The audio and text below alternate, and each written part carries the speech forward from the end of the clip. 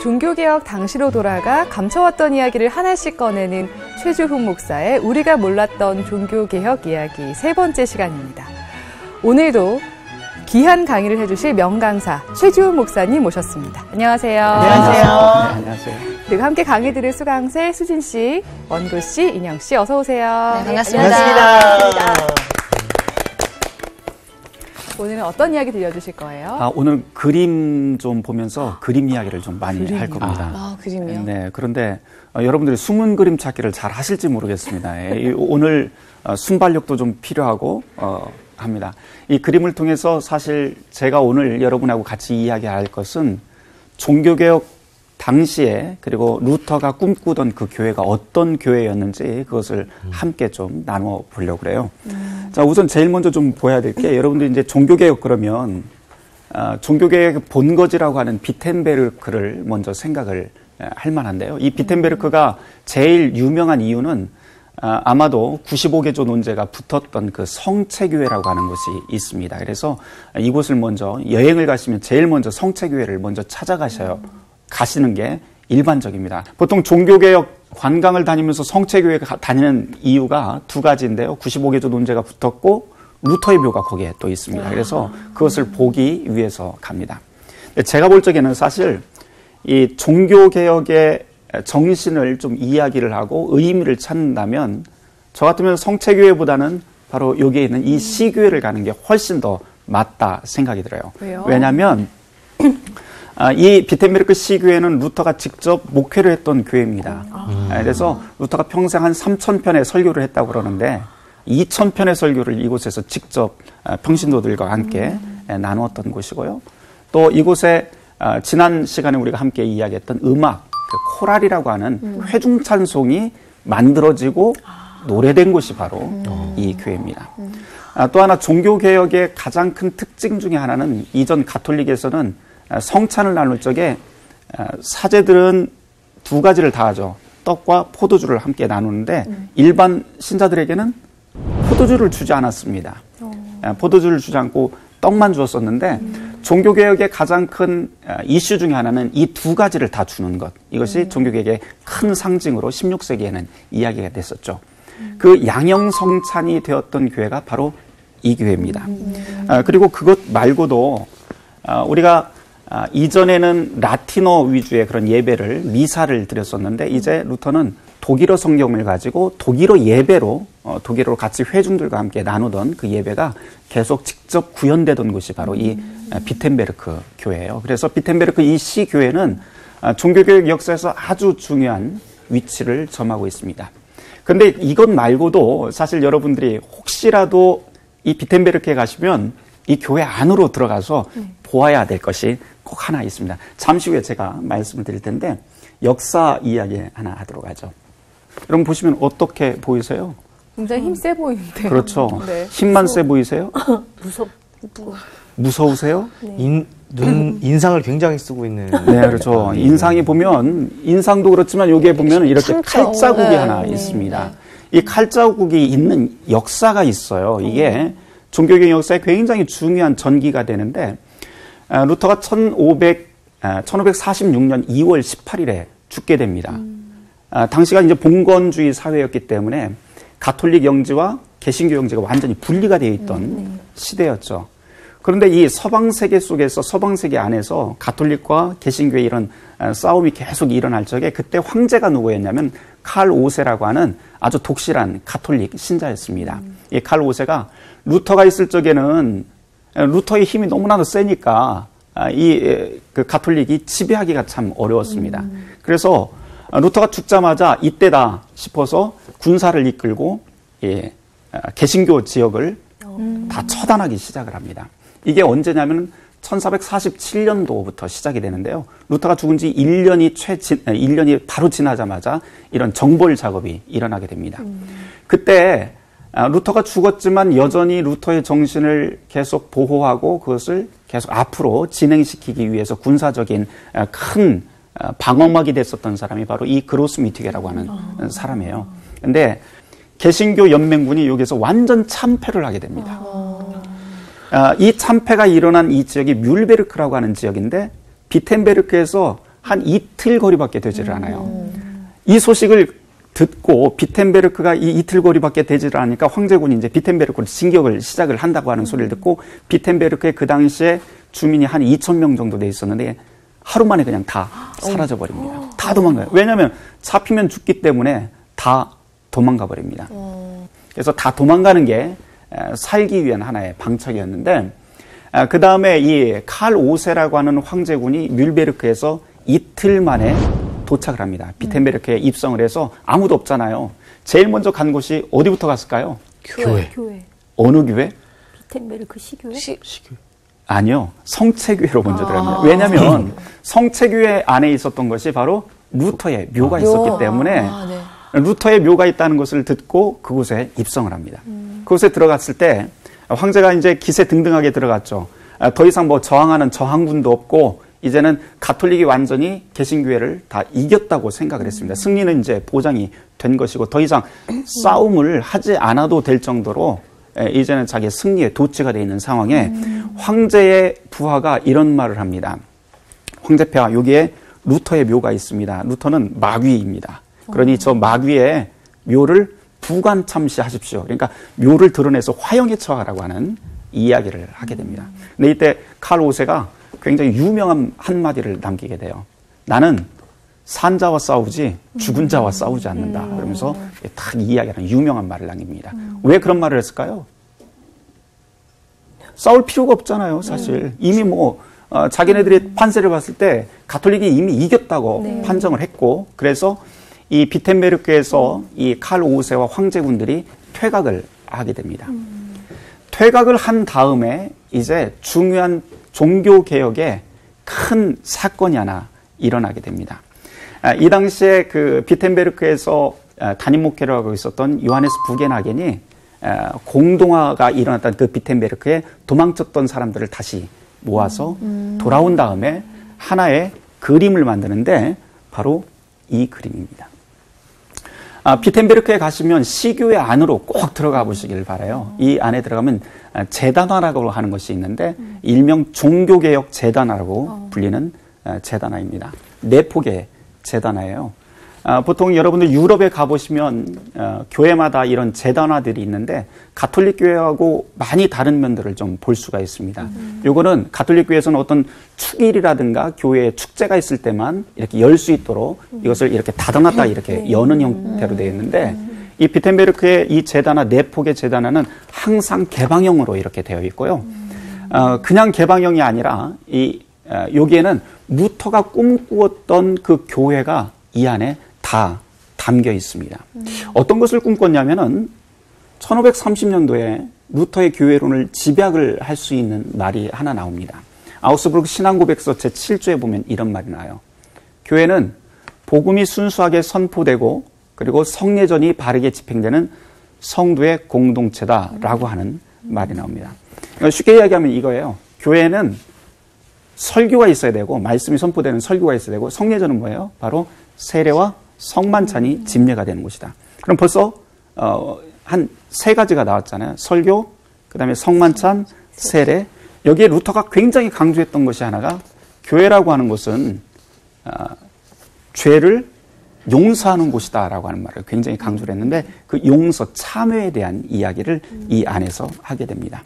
자, 이제 네 폭의 재단화를 우리가 같이 하나하나 좀 보면서 여러분들 숨은 그림 찾기도 좀 하고 거기에 담긴 의미들을 좀 보려고 합니다. 네, 저 궁금한 게 재단화를 카톨릭에서는 이렇게 접어둔다고 그랬잖아요. 왜 접어둔지 좀 그 이유가 좀 궁금하거든요. 중요하잖아요. 너무 귀하잖아요. 거룩해서 항상 열어놓을 수가 없었던 거예요.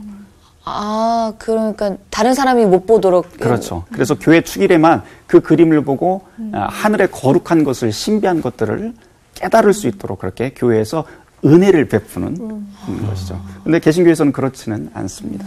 자, 그 다음 그림 하나 보도록 할게요. 네 폭의 재단화 중에 중앙에 있는 그림이 성만찬에 관한 그림인데요. 네. 성만찬이라고 하는 것은 우리가 잘 알다시피 최후의 만찬을 그린 겁니다. 여러분들 이 최후의 만찬 하면 제일 먼저 생각나는 그림이 바로 이것이죠. 레오나르도 다빈치의 최후의 만찬인데 루터하고 거의 동시대 사람입니다. 근데 이 최후의 만찬을 잘 한번 보시고 그 다음에 루카스 크라나흐라고 하는 루터의 그 친구예요. 친구가 그린 그림을 한번 보도록 하겠습니다. 자, 앞에 있는 다빈치의 그림과 루카스 크라나흐라고 하는 사람이 그린 이 그림의 차이가 무엇일까요? 원탁. 네, 네. 맞습니다. 우선 원탁부터 한번 생각을 해볼까요? 긴 탁자와 긴 식탁과 원탁의 차이는 어디에 있을까요? 원탁은 서로 마주 볼 수 있고. 네. 여러분들 그 아더왕의 원탁의 기서 잘 아시죠? 네. 그 아더왕의 원탁의 기서에서 핵심은 뭐예요? 평등? 평등입니다. 반면에 긴 식탁이라고 하는 것은 어떤 의미가 있을까요? 여러분들 이제 목사님이나 모시고 뭐 식사하러 가면은 가운데. 어떻게 해서 가운데. 상석에. 상석에 달렸습니다. 그래서 그 다빈치의 그림에서 이야기를 하는 것은 바로 상석이 항상 중앙에 예수님이 위치를 하고 그 옆으로 점점점 그 위계를 나타내는 그 그림으로 되어 있습니다. 평등하고는 조금 거리가 멉니다. 반면에 이 루카스 크라나흐가 그린 이 그림에서 가만 보면 평등이라고 하는 건 만인 사제직이라고 하는 모두가 다 하나님 앞에서 다 평등하다라고 하는 것이 이 안에 그림이 되어 있습니다. 잘 보시면 어린 양이 있고요. 그 다음에 어린 양을 함께 나누는 그런 그림이죠. 자, 예수님이 여기 있습니다. 가장 쉬운 것부터 좀 이야기할까요? 예수님. 그 다음에 예수님 품에 안긴 사람은 누구일까요? 요한입니다. 네, 그래서 예수님의 사랑하는 제자 요한이 항상 예수님의 그 최후의 만찬 그림 보면은 예수님의 가장 가까운 곳에 있든지 아니면 예수님의 품에 안겨 있든지 하는 것이 바로 그 요한입니다. 레오나르도 다빈치의 그림에서는 이렇게 옆으로 이렇게 되어 있죠. 왼쪽에. 자, 그 다음에 이 사람은 누구일까요? 누구일까요? 맞습니다. 베드로입니다. 왜 베드로일까요? 왜 베드로일까요? 그냥 어부처럼 생겨서 나 좀 보세요. 이렇게. 나 좀 보세요. 다짐하는 것 같아요. 다짐하는 것 같다. 성경 말씀에 보면 이런 이야기가 나옵니다. 예수님께서 잡히시던 날 밤에 제자들을 모아놓고 무슨 말씀이에요? 오늘 저녁에 이 가운데 나를 배신할 사람이 하나 있다. 그러니까 제자들이 한 명 한 명 다 뭐라고 하냐? 저요? 그러면서 납니까? 물어봐요. 가룟 유다도 물어보는데 맨 마지막에 이 베드로가 무엇이라고 이야기하냐면 나는 절대로 예수님을 배신하지 않겠습니다. 라고 하는 말을 하는 대목을 복음서에서 찾아볼 수가 있어요. 거기서 이 지금 루카스 크라나흐가 이야기하고 있는 이 대목이 바라요. 절대로 나는 예수님을 배반하지 않습니다. 라고 하는 것을 형상화를 시켜놨어요. 자, 그 다음에 하나 더 쉬운 거 하나 보도록 하죠. 자, 인원이 한 명이 더 많은 것 같아요. 예, 그거는 좀 이따 제가 말씀을 드릴게요. 네. 자, 이 사람이 누구일까요? 가룟 유다 아니에요? 예, 왜 가룟 유다입니까? 돈주머니가 주머니가 있는 것 있어요. 같은데. 돈주머니가 있어요. 그렇죠. 왼쪽에 돈주머니가 있는데 이 가룟 유다를 상징하는 그 도상법에서 보면 고대 그 르네상스 그림들 중에 종교화에서는 항상 가룟 유다는 노란색 옷을 입고 있습니다. 노란색은 항상 의심을 뜻하고요. 오늘 노란색 옷을 입고 오신 의심해야 되겠네요. 네. 노란색 옷을 입는다고 하는 것은 의심의 색깔인데 이게 사실은 우리가 반유대주의 사상에 굉장히 깊은 뿌리가 유럽 사회에서 있었다는 것을 알 수가 있어요. 히틀러 당시에 히틀러 제국 당시에 유대인들을 그 구별하는 게 있었죠. 유대인의 별이라고 하는 것을 가슴에 붙이게 했는데 그 별의 색깔이 무슨 색깔이에요? 노란색입니다. 그리고 유다라고 하는 것이 바로 유대인을 뜻한다고 유럽 사람들이 그렇게 생각을 했던 것 같아요. 그래서 이 히틀러라든가 독일에서 그 아우슈비츠 그 학살을 하는데 아마 이 유대 사람들에 대한 그 어떤 편견이라든가 이런 것이 굉장히 크게 작용을 하게 됩니다. 하나 더 볼까요? 여기에서 가룟 유다가 참 특이한 것이 하나가 있습니다. 모두 다 이 원탁에서 다 평등하게 있는데 가룟 유다의 발을 한번 보세요. 삐뚤어져 있어요. 자, 바깥으로 모두 다 안쪽으로 발이 들어가 있는데 유다만 발 한쪽이 밖으로 나와 있습니다. 무슨 뜻일까요? 산발을 다른 쪽에 이렇게 걸치고 양다리 걸치는 네, 양다리 걸. 그래서 유다는 하나의 공동체 안에 들어있지 않고 바로 양쪽에 서 있다고 하는 그런 표상으로, 상징으로 지금 루카스 크라나흐는 가룟 유다를 여기다가 그려놓았습니다. 여기까지는 뭐 예수님의 제자들 이야기라고 한다면 이제 비텐베르크의 이야기들이 이제부터 이제 시작이 됩니다. 자, 여기서 한 사람, 특이한 사람 하나 찾을 수 있는데 바로 이 사람입니다. 누구일까요? 잘 모르시겠죠? 네. 이게 바로 루터입니다. 그런데 여러분 생각하실 적에 루터라고 하면 일상적으로 알고 있던 루터의 모습과 상당히 다릅니다. 네. 컵을 쥐고 있네요. 컵 준 거 잠시 후에 제가 좀 말씀을 드릴 텐데요. 이 모습이 수염도 이상하게 기르고 하는데 이 이유가 있습니다. 루터가 1517년에 95개조 논제를 한 다음에 20년도에 나중에 보름스 제국의회에서 제국 추방령이 떨어지게 되죠. 그 전년도에 이미 파문을 받고 네. 제국 추방령이 떨어지게 되는데 그래서 이 바르트부르크 성이라고 하는 곳에 가서 이제 성경을 번역하기 시작을 합니다. 그 번역할 적에 사람들은 다 죽은 줄 알았어요. 왜냐하면 루터가 자기 이름도 바꿨습니다. 그때 융커 요르크라고 하는 이름으로 바꾸고 변장하고 그곳에 살았기 때문에 사람들이 다 죽은 줄 알았는데 1520년도 말경에 어떤 일이 생기냐면 비텐베르크에서 루터가 죽었다는 이야기를 듣고 루터를 따르던 사람들이 굉장히 급진적인 종교개혁을 일으키려고 거기에서 폭동이 일어나게 됩니다. 그래서 교회 안에 있는 성상이라든가 아니면은 교회의 모든 기물 같은 것도 다 부수고 이제 루터가 이야기했던 종교개혁 정신으로 모두가 다 평등하다. 교회 이런 것도 다 필요 없다. 조각도 다 필요 없다. 그냥 하나님의 뜻만 가지고 살면 된다 하는 그런 운동이 벌어집니다. 너무나도 과격한 그 급진적인 운동이 일어나다 보니까 폭동이 일어나다 보니까 비텐베르크 시 안에서도 이게 제합이 되지를 않습니다. 정리가 되지를 않자 멜랑이톤이라고 하는 루터의 그 동료가 급히 이 바르트부르크 성으로 사신을 보내고 루터를 소환을 합니다. 루터가 그날 저녁에 그 이야기를 듣자마자 말 타고 망토 그대로 하고 급히 와서 이날 저녁에 비텐베르크 시 한가운데 광장에 서서 설교를 하게 돼요.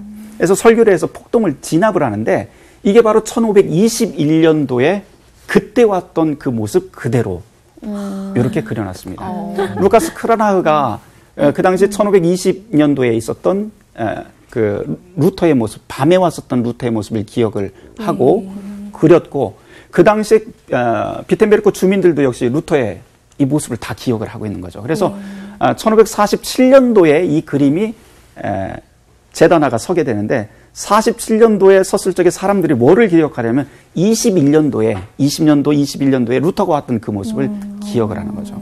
다시 말해서 우리 종교개혁이라고 하는 것은 과격한 급진적이고 폭력적인 그런 종교개혁이 아니다라고 하는 신앙의 고백을 하는 것이 이 그림입니다. 네. 그 다음에 이 컵 하나 들고 있어요. 이 컵이 뭘까요?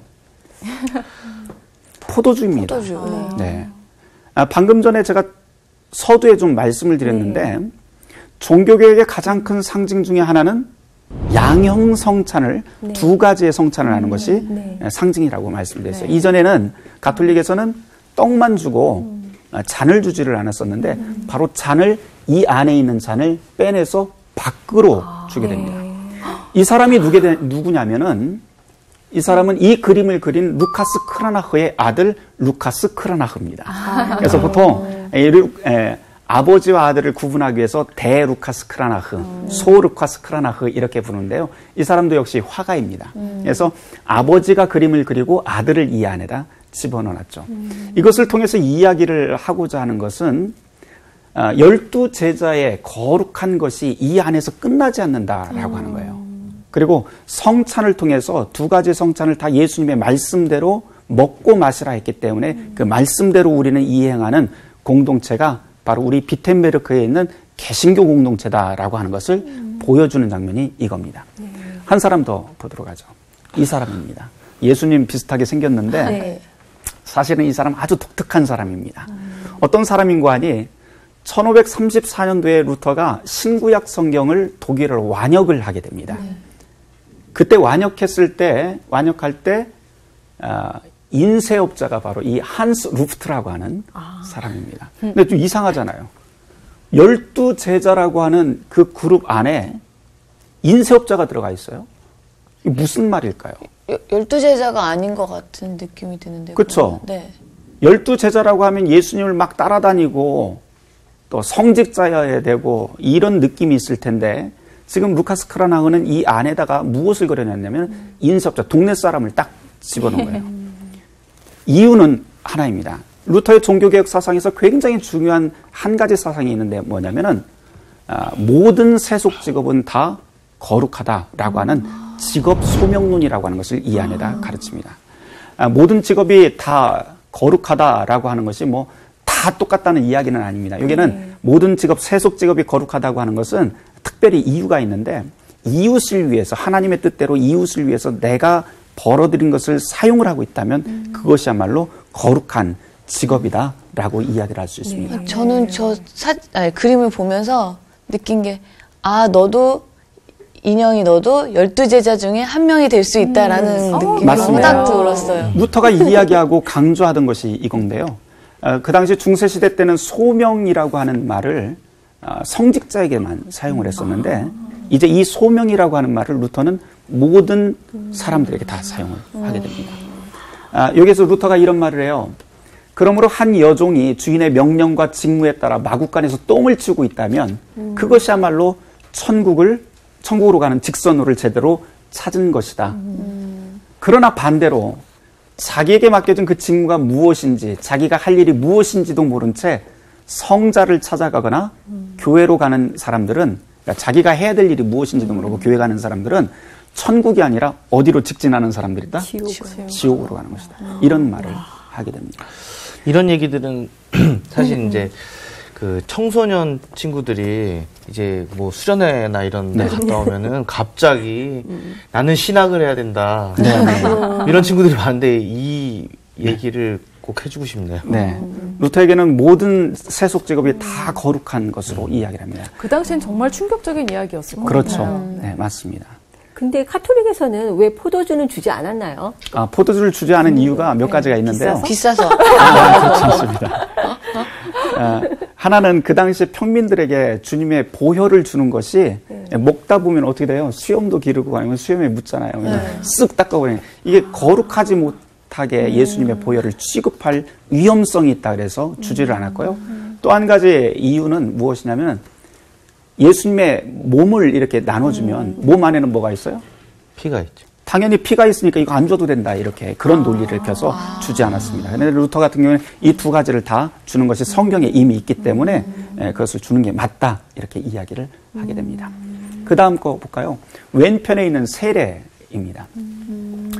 여기서 보면 특이한 것이 이 사람입니다. 이 사람은 멜랑이톤이라고 하는 루터의 동료인데요. 이 멜랑이톤은 사실 평생 안수받지 않은 사람입니다. 그럼 여러분들 교회에서 세례를 누가 줘요? 목사님이 주는데 여기서는 세례받지 않은 평신도가 지금 세례를 줍니다.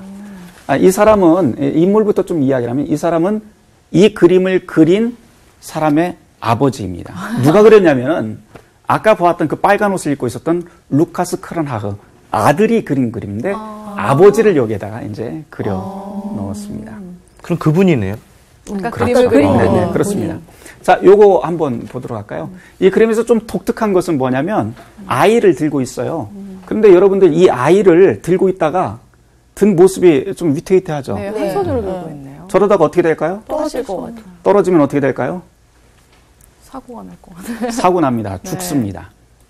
루터가 원래 루터가 세례를 받았다고 하는 세례대인데요. 요것과 비교를 해보시면 넓이나 깊이가 완전히 차이가 납니다.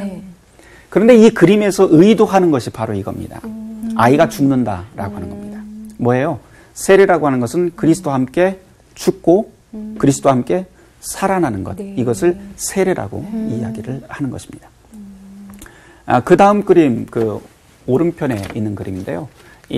교회는 용서하는 곳이다. 참회라고 하는 것을 이야기를 합니다. 여기서 특별한 것은 두 사람이 있고 요하네스 부게나겐이라고 목사가 이 안에 있는데 이 부게나겐이 열쇠를 2개를 들고 있습니다. 이것은 성경에 보면 네가 예수님께서 베드로에게 그 열쇠를 주면서 네가 땅에서 매면 하늘에서도 매이고 땅에서 풀면 하늘에서도 풀린다라고 하는 말을 하게 되죠. 그거 보면은 아주 특별한 이야기가 여러분들 로마에 가면 바티칸 성당 이렇게 가보시게 될 텐데 바티칸 성당 바로 옆에 보면 천지창조라고 하는 그 그림이 미켈란젤로의 그림 벽화가 쭉 있는 그 성당 시스티나 성당에 가보시게 될 거예요.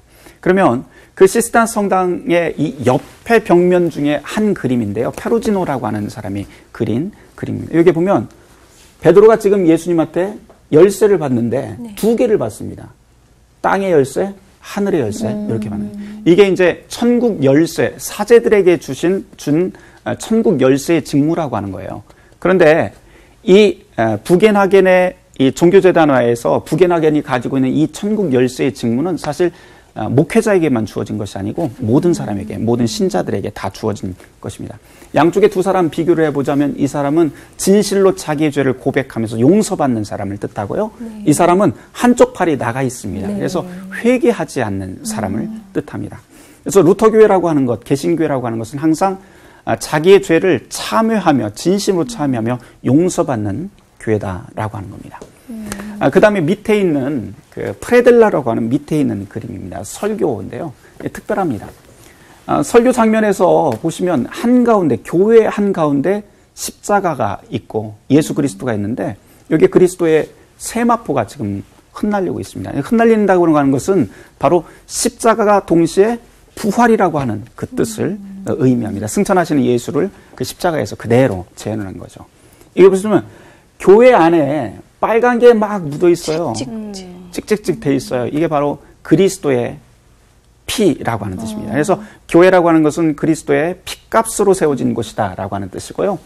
여기에 보면 이제 비텐베르크의 그 주민들이 이 안에 있고 루터가 설교를 합니다. 특이한 것은 루터는 항상 루터의 손은 어디로 해요?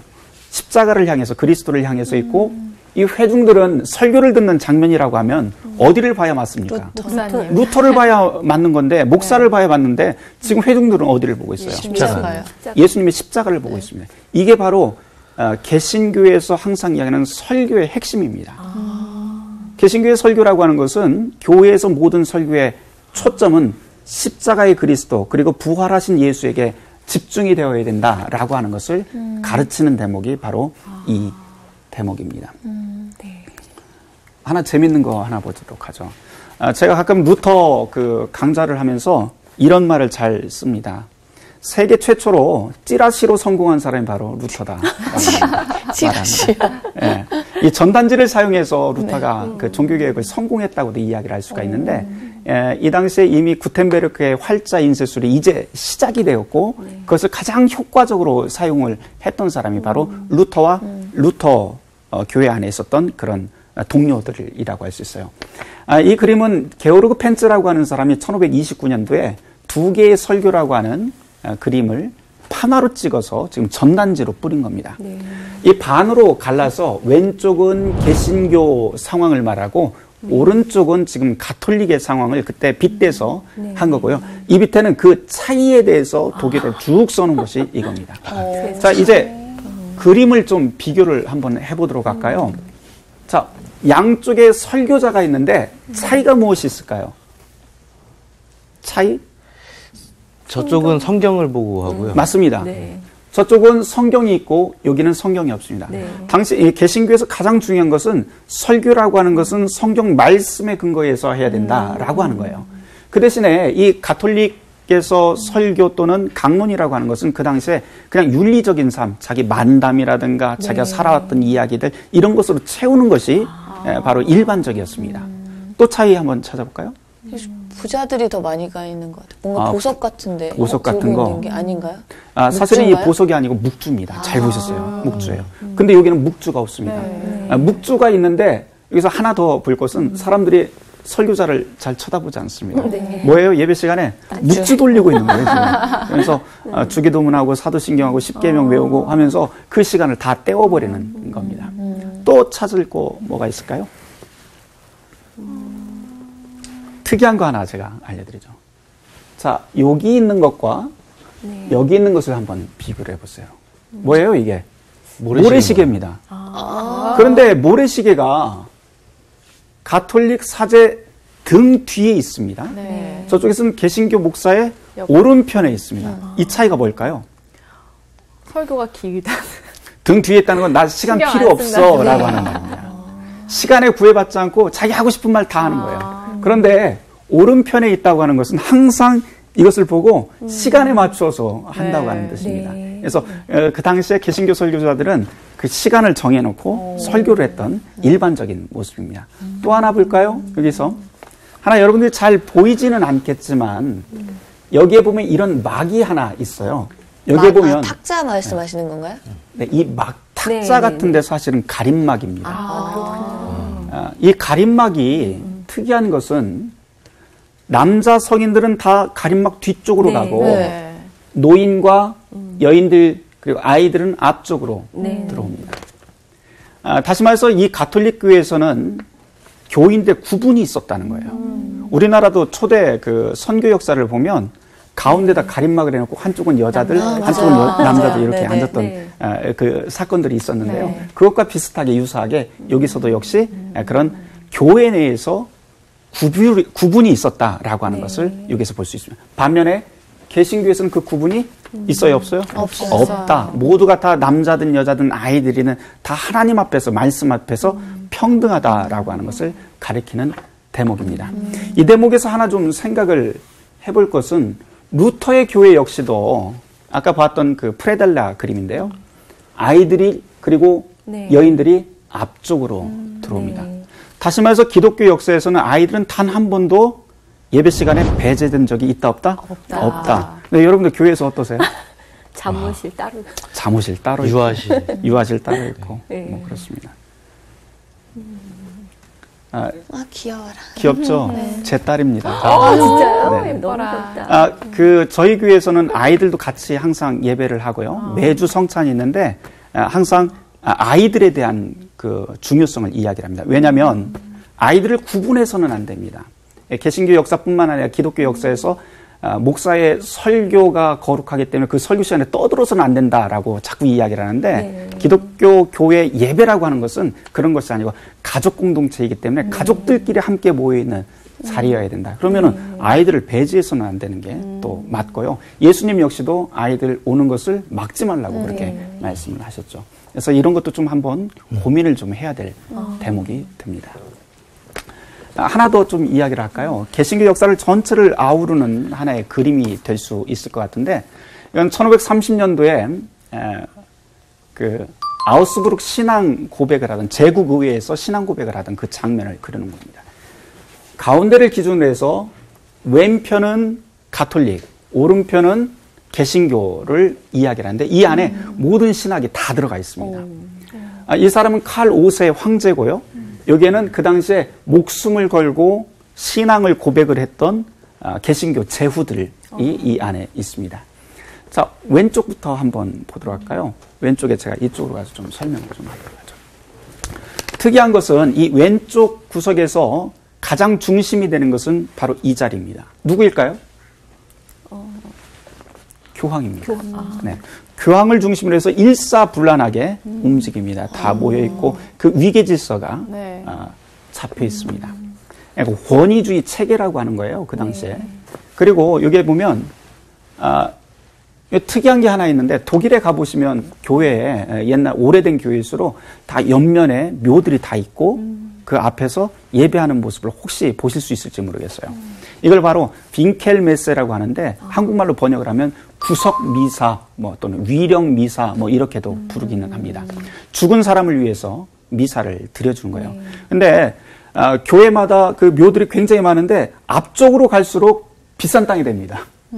앞쪽으로 갈수록. 그리고 재단에서 가까운 곳일수록 훨씬 더 비싼 그 묘지가 되는데 부자일수록 그런 묘지들을 교회에다가 돈을 주고 자기네들은 교회 안 가도 사제들이 매일 하루에 7번씩 기도회를 이 앞에서 기도를 하는 거예요. 그래서 당시에 중세교회에서 그 큰 교회를 운영하기 위해서 여러 가지 돈이 필요했는데 그 돈 그 경제적인 지원을 가장 크게 해줬던 것이 사실은 이 빈켈메스라고 하는 구석 미사입니다. 돈을 받고 대신 미사를 드려주는 것. 루터가 이 빈켈메스에 대해서 굉장히 심하게 비판을 하죠. 교회는 그렇게 돈 벌어서 영혼을 빗대서 돈벌이하고 운영하는 곳이 아니다라고 하는 이야기를 했는데 그것을 바로 이 그림, 이 판화에다가 지금 그려놓은 겁니다. 반면에 이 오른쪽으로 개신교회 한번 가볼까요? 개신교회, 종교개혁 교회라고 하는 것은 이 안에 신학이 있어요. 맨 위에 성부, 성자, 성령. 항상 이 비둘기는 성령을 뜻하잖아요. 그래서 성부 하나님의 성령을 통해서 예수 그리스도에게 십자가의 그리스도가 이 안에 모든 것의 중심이 됩니다. 그런 다음에 예수님의 이 옆구리에서 뭐가 나와요? 피가 쪼르륵 떨어져서 어디로 갑니까? 잔으로 떨어지잖아요. 이게 바로 성찬을 뜻합니다. 그래서 이 밑에서 지금 개신교 목회자들이 사람들에게, 아이들과 어른들에게 지금 성찬을 나눠주는 모습이 있고요.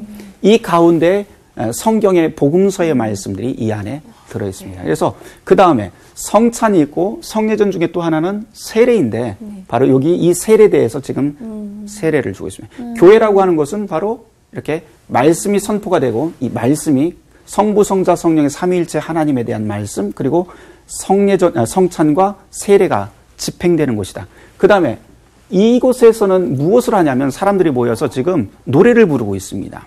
조화롭게. 이게 이제 바로 회중의 사귐이라고 하는 것을 이야기를 하는 거예요. 그래서 성도의 공동체 함께 사귀고 그리스도와 함께 조화롭게 사는 것을 뜻하는 겁니다.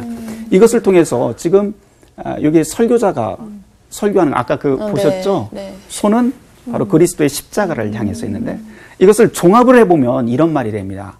개신교회라고 하는 것은 그리스도의 십자가를 중심으로 삼위일체 하나님과 성례전이 집행되는 곳이다. 그리고 성도의 사귐이 있는 곳이다. 라고 하는 것을 여기다 이야기를 합니다. 한 가지 말씀을 안 드린 게 있는데요.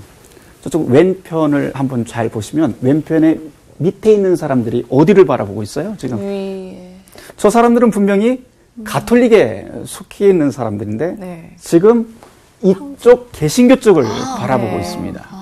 무슨 얘기일까요? 지금 이게 종교개혁 상황이거든요. 1529년도, 30년도 이후의 상황인데 다시 말해서 가톨릭 안에 개신교를 사모하는 사람들이 있다라고 하는 것을 그 판화로 보여주는 대목입니다. 정리를 한번 해보도록 하죠. 전체 이 이야기에서 이 이야기를 할 수가 있는 건 개신교 교회라고 하는 것은 모든 신자가 다 하나님 앞에서 평등하고 모든 신자가 사제로서 그러니까 하나님 앞에 부름받은 사람으로서 살아간다. 그래서 소통하는 공동체. 저희가 첫 시간에 좀 이야기를 했었죠. 소통하는 공동체다. 그리고 특징적인 것이 모든 세속 직업 역시 하나님께서 우리에게 부르신 소명이 있는 직업 소명령. 이 직업 소명령에서 가장 중요한 것은 이웃을 위해서 자기의 삶을 나누고 자기의 일상을 나누는 그 일상의 가치를 이야기하는 것이 바로 직업 소명론입니다. 그 다음에 말씀과 함께 행동하는 세례 공동체다라고 하는 것, 믿음의 공동체라고 하는 것은 항상 말씀과 함께 가는 공동체다 하는 것이 개신교가 이야기하고 있는 그리고 루터가 꿈꿨던 개신교 교회라고 이야기를 할 수가 있습니다.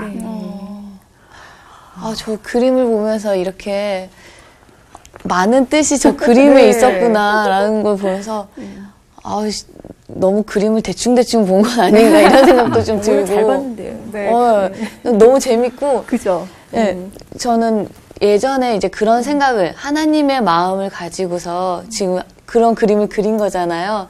저런 분들이 계셨기 때문에 이런 자료도 남지만 그걸 통해서 저희들 신앙이 한층 더 업그레이드 되는 그런 뭐라 그러죠? 본보기 그런 교재가 된 것 같아서 뿌듯하기도 하고 그렇네요.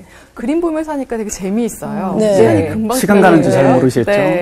저 항상 그림을 봤을 때 제가 생각했었던 그림들은 사실 예전에 이 가톨릭에서 있는 권위적인 그림들이 굉장히 많아서 그런 그림들만 계속 보고 자랐거든요, 사실. 근데 이제 이렇게 개신교를 중심으로 하는 그림들을 또 따로 보니까 너무 저한테는 조금 다른 충격으로 와가지고 그때도 이미 지금 우리가 갖고 있는 그런 생각들로 그림을 했구나. 그 종교개혁 재단은 사실 그냥 그림이 아니고요. 자기네들의 신앙의 고백입니다. 사실은 1547년도에 이미 초토화가 된 개신교의 상황에서 우리는 바로 이런 교회입니다. 목숨을 걸고라도 이 정신을 지켜나가겠습니다. 라고 하면서 세우는 것이 바로 종교개혁 재단하거든요. 그래서 그 정신이 지금껏 이어지고 있는 것이, 그리고 그 정신을 이어가야 되는 것이 개신교인의 삶의 자세라고 할 수가 있습니다. 아니, 그런 재단화라면 진짜 계속 열어놔도 될 것 같아요. 네. 왜 닫아놨는지. 닫을 수가 없습니다. 저거는 그냥 열려 있어요. 네. 네. 저는 종교개혁하면 좀 어려운 이야기라고 생각했는데 그림을 보면서 이야기는 굉장히 쉽고 재미있네요. 다음 시간 이야기가 더 기대가 되는데요. 오늘은 여기서 마무리해야 할 것 같습니다. 네, 고맙습니다. 감사합니다. 감사합니다, 목사님. 진짜 그림으로 보니까 저는 이렇게 시간이 지나가지고. 진짜 찌라시 스타라는 말씀이 그, 와닿는데요. 그런